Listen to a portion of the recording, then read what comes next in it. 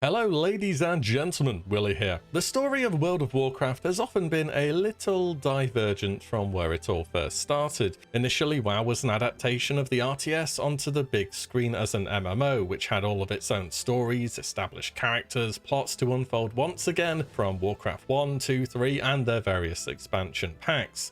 We had Illidan, Malfurion, Gul'dan, Ner'zhul, Uther, Arthur, so many names that are recognizable to any long-term WoW fan. And to be able to take all these characters and involve them in a way where the player gets to interact with them in a different way as friend or foe, see how they fight, what kind of place they have in this new world, and what kind of new stories or twists they may have had, has been so interesting to follow. Of course, this is coming off the back of 9.1 and the comeuppance Sylvanas has had coming ever since the start of BFA, where we finally got to take vengeance against the character who burned Teldrassil, who popped the Swifty one-shot macro on Sourfang in the duel outside Orgrimmar, who has more plot armor than, well, anyone ever, who...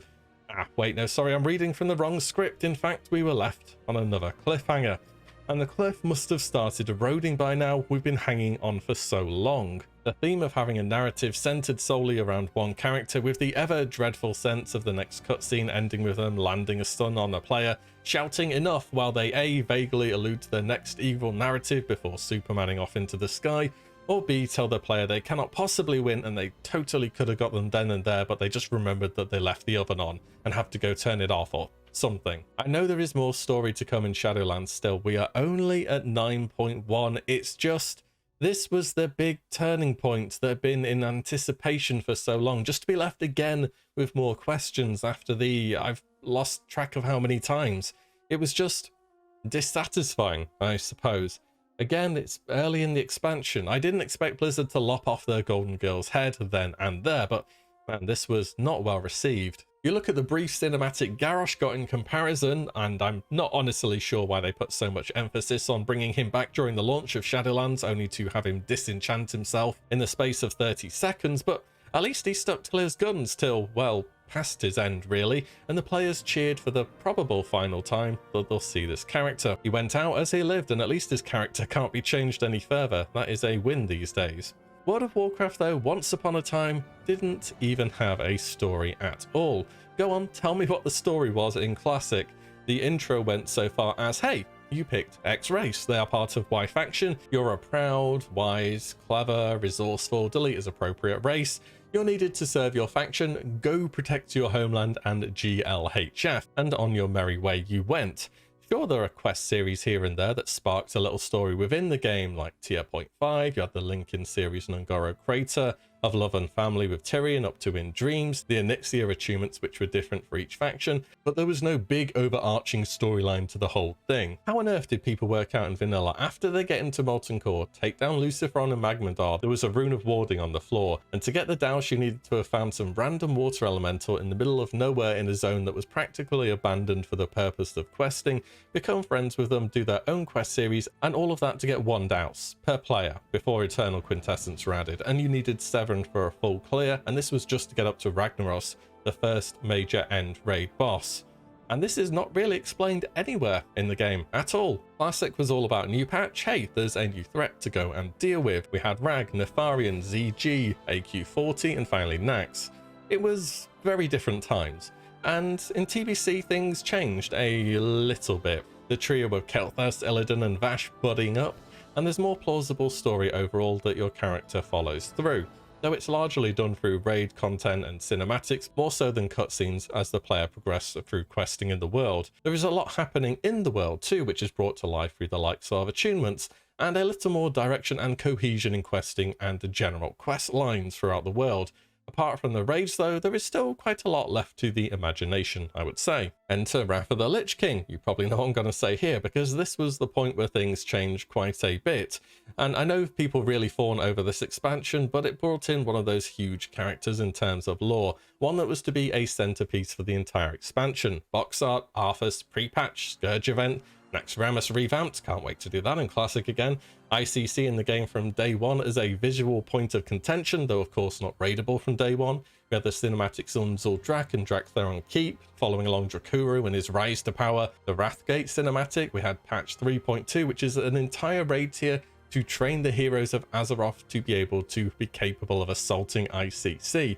Then finally in patch 3.3, a set of new 3 dungeons with more story and arthas centered around ICC, and then to end the expansion, a staggered heroic content release schedule, and then finally we get to fight the big bad guy. The good wins, and we experience the fall of the Lich King. The patch was even called that, they pulled no punches. A lot more of a driven story, again a bit of a change from TBC, though there was more to it than that, such as our minor delve into Ulduar and other bits and content throughout. There was more direction, and perhaps more importantly, the story was just contained to one expansion set. Whenever people look back and talk about Wrath of the Lich King compared to other expansions where they list the features they've liked, it's often not the first thing you hear is, I liked how the classes were there, I like the PvP. They all come up a lot. It's just often people say Arthas and the storyline following around that. Fast forward, and nowadays we've had 2 ex-crazy war chiefs. One of them just about made it past an expansion launch. The other, well, she's still about today. And I think the story in an MMO can certainly be a force that gives people more attachment to what's going on in the world, and can also give purpose towards what they feel their character is doing. And to think, back in the day, the lore guides used to be the nerds within nerds playing World of Warcraft. The Chad gamers used to not care. They would be too busy convincing themselves that, hell yeah, dude, I only play a female character because I know what I'm going to be looking at in game, buddy. Sure you do. Yeah, I think it can really push or pull people to a certain degree, and everything has a story now in gaming. Overwatch has a lore, League of Legends has a lore. Back in my day, League of Legends lore was, here's Tristana, she's a Yordle, she has a big gun, why are you reading this? Go play the game. Sometimes you had champions with legitimately 2 sentences to their name. Quite a bit more developed nowadays, though expressing displeasure at the state of the story and how it has gone, frankly, is more than likely just a non-issue to Blizzard. Are people really unsubscribing in droves because Sylvanas might be getting a redemption arc? If you're invested in the story to that extent, surely you're at least gonna see it through to its conclusion. Speaking of League, as we did a moment ago, here's an excerpt from Ghostcrawler back in 2017. This was already when he had moved to Riot. It's interesting to read though. He was asked, unsubbing is often seen as the only real way by players to express their displeasure in a way that affects the devs. However, one thing I've never known is how the devs themselves react to this. Do you double down, scrap plans, abandon the game? To which he replies, the answers are almost always, I have less time to play now, job, school, family, and my friends don't play anymore. I'm basing this on having seen a lot of data. It's not super open to debate. Dropping a game because of specific design change, despite what you may read on the forums or Reddit, is actually pretty rare. I know it happens, but if you're stack ranking the reasons why people quit, those specific responses end up being so far down the list that it's hard for a development team to take actionable feedback. But whilst it may not be top of the priority list to keep players coming back, things have changed since then, but it doesn't really look like it.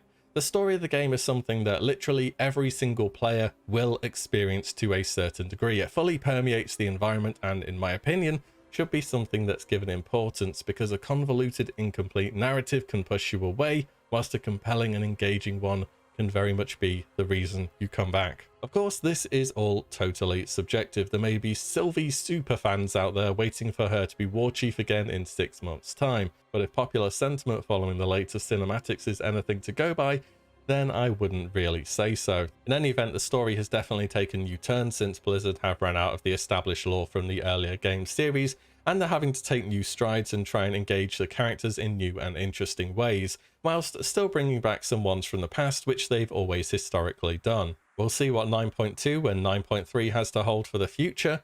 Hopefully, though, it's a more satisfying payoff than what we got at the end of BFA. Anyway, you can let me know what you think, how the story's been going in the current expansion, and how much you think it matters in the game as a whole, and drop it down below. As always, guys, thank you so much for watching and listening in, and I'll see you on the next one very soon.